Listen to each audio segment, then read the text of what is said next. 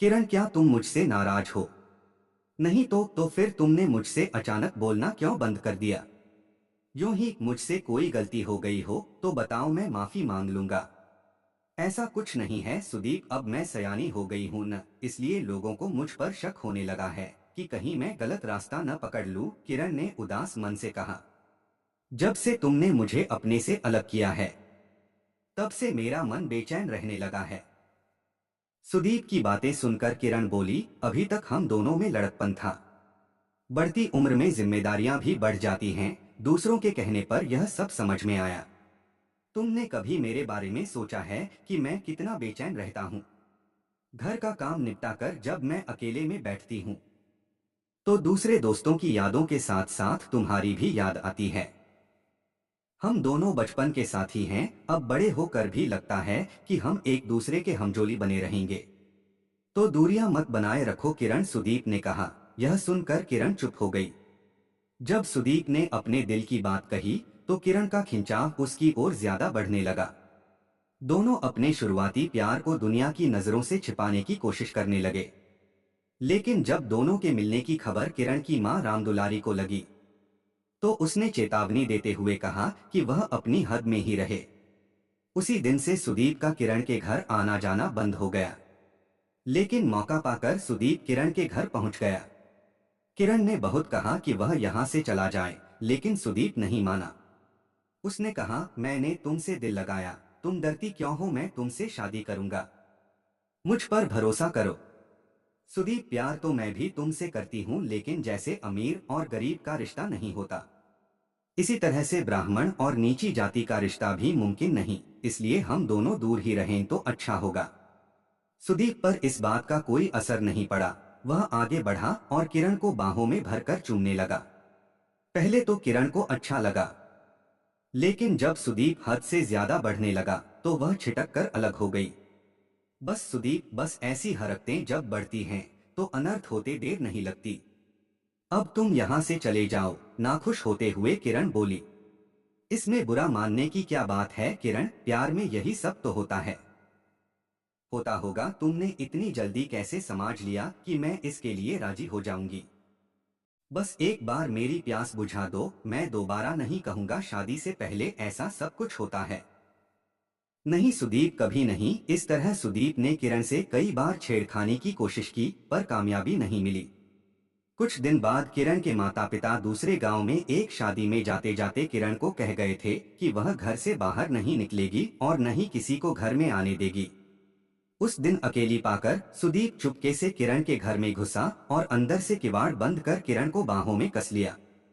अपने होंठ किरण के होठों पर रखकर वह देर तक जबरदस्ती करता रहा, जिससे दोनों के जिस्म में सिहरन पैदा हो गई। दोनों मदहोश होने लगे।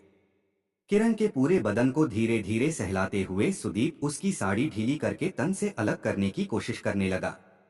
किरण का ध्यान टूटा तो उसने जोर से धक्का देकर सुदीप को चारपाई से अलग किया और अपनी साड़ी ठीक करते हुए गर्जी, खबरदार, जो तुमने मेरी इज्जत लूटने की कोशिश की, चले जाओ यहाँ से। चला तो जाऊंगा, लेकिन याद रखना कि तुमने आज मेरी इच्छा पूरी नहीं होने दी। सुदीप गुस्से में चला गया। उसके जाने के बाद किरण की आंखों से आंसू निकल आए। माँ के लौटने पर किरण ने सारी सच्चाई बता दी। रामदुलारी ने उसे चुप रहने को कहा। किरण के पिता सुंदर लाल से रामदुलारी ने कहा, लड़की सयानी हो गई है, कुछ तो फिक्र करो। तुम इसे मामूली बात समझती हो, आजकल लड़की निपटाने के लिए गांठ भरी न हो तो कोई बात नहीं करेगा, भले ही उस लड़के वाले के घर में कुछ न हो। तो क्या यही सोचकर हाथ पर हाथ धर बैठे रहोगे? भरोसा रखो, वह कोई गलत काम नहीं करेगी। सुंदर लाल की दौड़ धूप रंग लाई और एक जगह किरण का रिश्ता पक्का हो गया। किरण की शादी की बात जब सुदीप के कानों में पहुंची तो वह तड़प उठा। एक रात किरण अपने 8 साला भाई के साथ मकान की छत पर सोई थी। उसके बदन पर महज एक साड़ी थी। किरण और सुदीप के मकानों के बीच दूसरे पड़ोसी का मकान था, जिसे पार करता हुआ सुदीप उसकी छत पर चला गया। सुदीप किरण की बगल में जाकर लेट गया। किरण की नींद खुल गई, देखा कि वह सुदीप की बाहों में थी। पहले तो उसने सपना समझी, पर कुछ देर में ही चेतना लौटी, वह सब कुछ समझ गई।